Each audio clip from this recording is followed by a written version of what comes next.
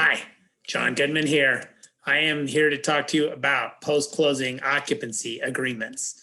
So let me give you two different scenarios. We're talking about how to protect your buyers or how to manage the risk for your buyers who allow the sellers to remain in the property after the buyer closes in on the purchase of the property. We're talking about seller leasebacks. So two different scenarios. One scenario is your buyer closes on a transaction at the end of June. The seller has a post-closing leaseback, a post-closing occupancy agreement is what we tend to call them in Colorado, to keep the property until the end of July. Your buyer visits the property at the end of July and discovers one scenario that the seller of the property has trashed the property. The property is in much worse condition than the buyer expected, much worse condition than it was in when the buyer did the walkthrough just before closing on the purchase of the property. Another variation on the scenario is the buyer is ready to take possession of the property at the end of July, and the seller won't give up possession of the property. You can imagine that happening for all sorts of reasons. We are recording this video not after the end of the pandemic, but post vaccines. But you can imagine the seller being sick or having COVID or being sick for some other reason, not wanting to move because of that. The seller might not have their act together. We are recording this at a time where it's very hard to hire anybody to do anything. Maybe the seller doesn't have their movers lined up. Maybe the seller is just a procrastinator. Who knows? They're not moving.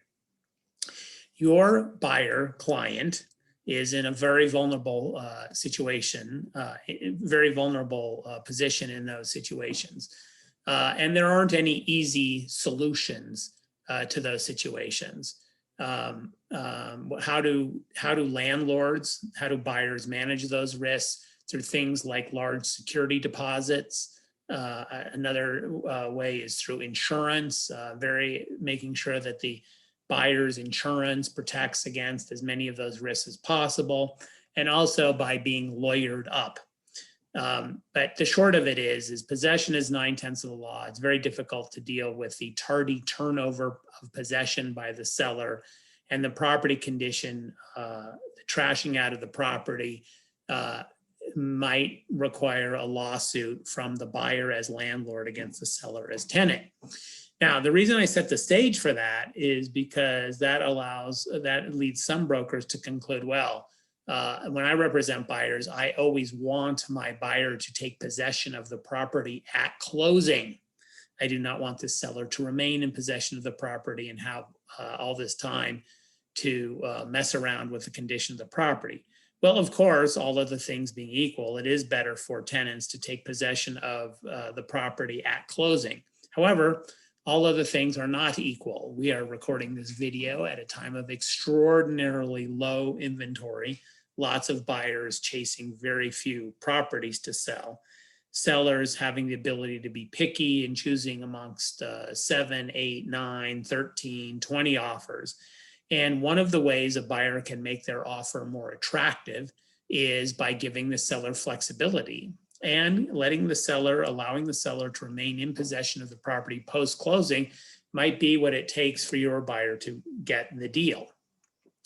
A second concept about the risk management is that these problems that I've just described, the property condition problem and the risk of a tardy turnover of possession by the seller, is not a problem that is eliminated when your buyer has a contract that allows the buyer to take possession at closing.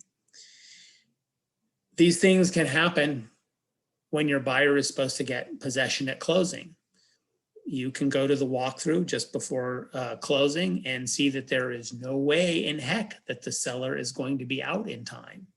You can go to the walkthrough just prior to closing and see that the seller has trashed the property or that a snowstorm has broken branches and caused a tree to fall down. Now, it is true that if these problems are discovered prior to closing, that your buyer has more leverage at that stage, at least in theory, because at that stage, the seller might be in default under the contract and the buyer may have the leverage not to close. However, that leverage not to close is not powerful in all situations.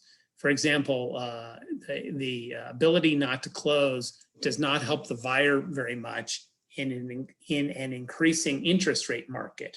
Because if you're looking at a closing that is set to close on this date and your buyer does not close on that date, it is possible that your buyer will lose out on a favorable interest rate.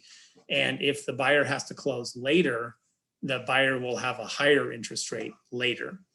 Another thing is that the ability to not close does not help the buyer in the situation where the seller is not turning over possession at the time of closing, and your buyer will be made homeless by not closing. It does not help deal with that situation. So I bring those things up not to be depressing. I bring these things up to say that while post-closing occupancy agreements do enhance risk for buyers, they might not enhance risk for buyers more than the alternative. As much, they may not enhance the risk to buyers that much more than the alternative of getting possession at closing. It depends upon the buyer how big a significant that delta is. The other thing, the other reason I point this out is that it's not malpractice to allow your buyers to agree to post-closing occupancy agreements, because this is what a buyer might need to do to win the competition. Your job is to make sure that the buyer understands this risk. And I will not so humbly suggest that sending the buyer a link to watch this video is a good way of informing the buyer of the risks and advantages associated with post-closing occupancy agreements. All right, that's all I got for you today. Remember, it's a dangerous world. Be careful out there.